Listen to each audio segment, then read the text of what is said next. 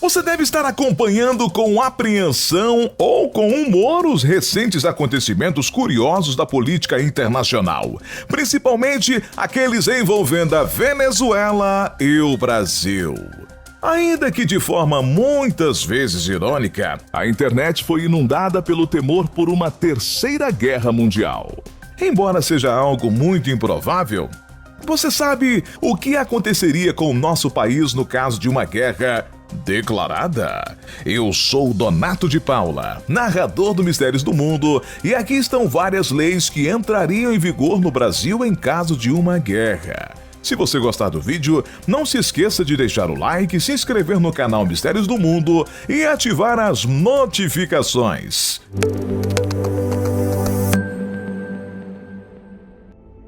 O que acontece em caso de guerra? Pena de morte. Uma das principais mudanças na legislação em caso de guerra é o inciso 47 do 5º artigo da Constituição. O trecho é bastante claro no que diz respeito à pena de morte. Ela não pode ser aplicada, exceto em caso de guerra declarada. Se o Brasil eventualmente entrar em uma guerra, o Código Penal Militar prevê execuções por fuzilamento como punição para crimes como traição, covardia, rebeldia, desobediência contra a hierarquia, deserção e abandono de posto. O genocídio, roubo ou extorsão em zona militar também são crimes possíveis de aplicação dessa pena. Controle da comunicação.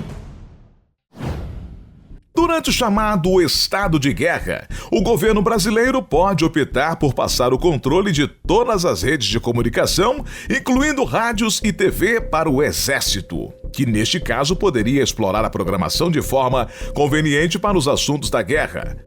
Além disso, todos os cabos submarinos e redes de telefonia ficariam sob o controle do Exército.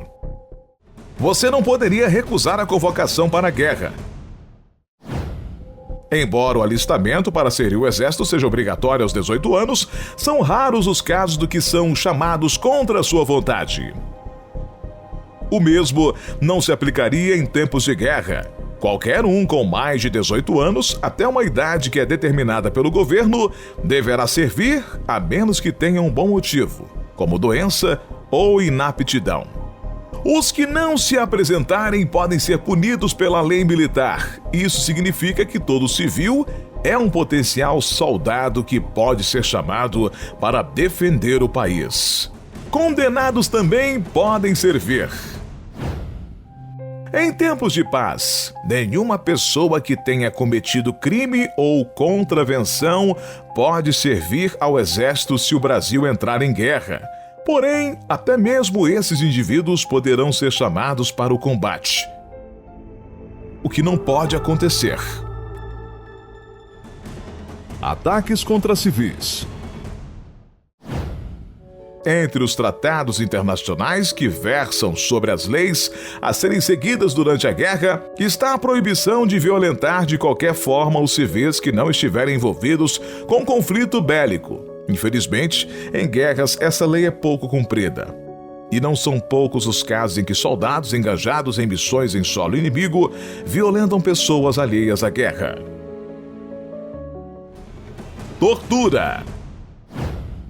As convenções de Genebra prevêem que os prisioneiros de guerra em qualquer situação não podem ser submetidos à tortura e qualquer tipo de pressão física ou psicológica, com o intuito de retirar informações.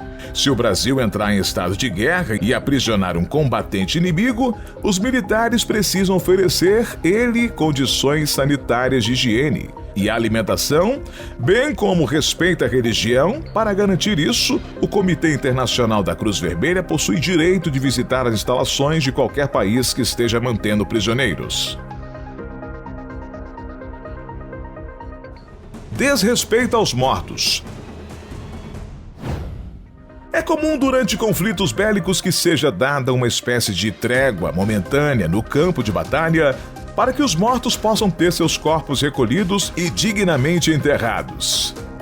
Esta lei tem, entre outras intenções, o objetivo de identificar os mortos em serviço para que as famílias possam ser informadas. Infelizmente, isso nem sempre ocorre conforme o previsto. Armas químicas.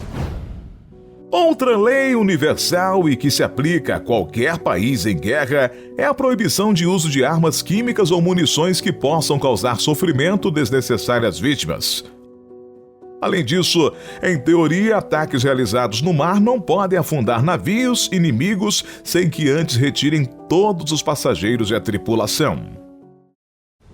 Recusar atendimento médico para inimigos.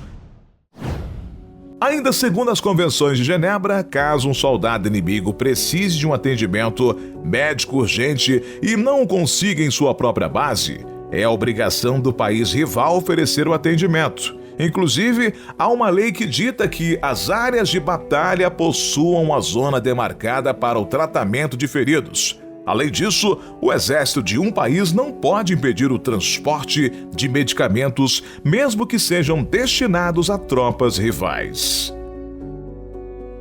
Qual sua opinião sobre essas leis? Conte nos comentários. Até a próxima.